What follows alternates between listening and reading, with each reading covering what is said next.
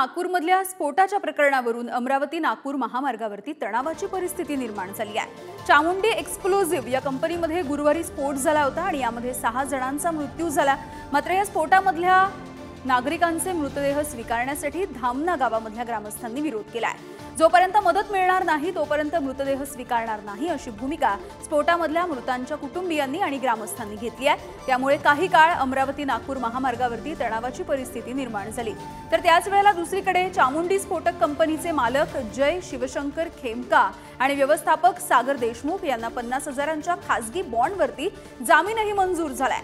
दरम्यान स्फोटातील मृतांच्या कुटुंबियांना 25 लाखांचा धनादेश माजी गृहमंत्री अनिल देशमुख आणि माजी जिल्हा परिषदेच्या सभापती सुनीता गावंडे यांच्या उपस्थितीमध्ये प्रशासनातर्फे मृतांच्या कुटुंबियांना दिले जात आहेत। कंपनीकडून प्रत्येक कुटुंबाला 25 लाखांचा धनादेश दिला जातोय।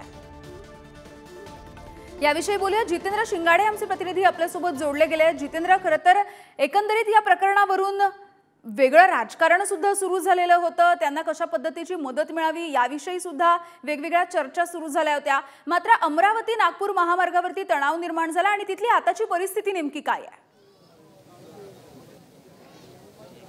यामुळे आपल्याला माहित आहे की काल इथे स्फोट झालेला होता आणि या स्फोटामध्ये 6 जणांचा मृत्यू झाला होता। घटनास्थळीच मृत्यू झालेला होता। त्यानंतर आज जेव्हा मृतदेह इथे धामना परिसरामध्ये आले तेव्हा गावकऱ्यांचा आणि कुटुंबियांचा एकच आक्रोश आपल्याला पाहायला मिळालेला होता। थोडा काळ तणावाचं वातावरण देखील होतं।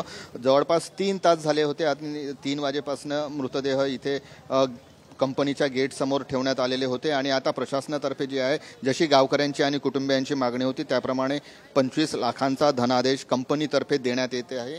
काही कुटुंबियांना तो देण्यातही आलेला आहे। आपल्यासोबत काही गावकरी आहेत। काय सांगाल, जो धनादेश मिळालेला आहे तो कितीचा मिळालेला आहे, आणखी किती मिळणार आहे आणि तुम्ही समाधानी आहात का? सर्वप्रथम आमची गावकऱ्यांची अशी मागणी होती की आम्हाला 50 लाख रुपये मिळायला पाहिजे होते, परंतु कंपनी मालकाने 25 लाख प्रति कॅन्डिडेट एक चेक दिलेला आहे आणि जे 10 लाख रुपये जे आहे ते आम्हाला राज्य सरकार शासनाकडून आम्हाला 10 लाख रुपये मिळणार आहे। आता त्याच्यामध्ये जे पण आम्हाला मिळाले त्याच्यामध्ये आता सध्या आम्ही समाधान आहोत आणि जे कोणी जे आमच्या ज्या हॉस्पिटलला जे भरती आहे तर त्यांना पण त्यांचा खर्च वगैरे सगळं कंपनी मालकांना करण्यात यावे आणि जर अकस्मात जर काही झालं तर सेम जो आजचा जो हे केला आहे धनादेश तो धनादेश त्यांना पण मिळावा हीच आमची इच्छा आहे। अगदी जितेंद्र, आपण बघतोय या सगळ्या ग्रामस्थांची ही मागणी आहे, लवकरात लवकर त्यांना मदत मिळावी ही अपेक्षा।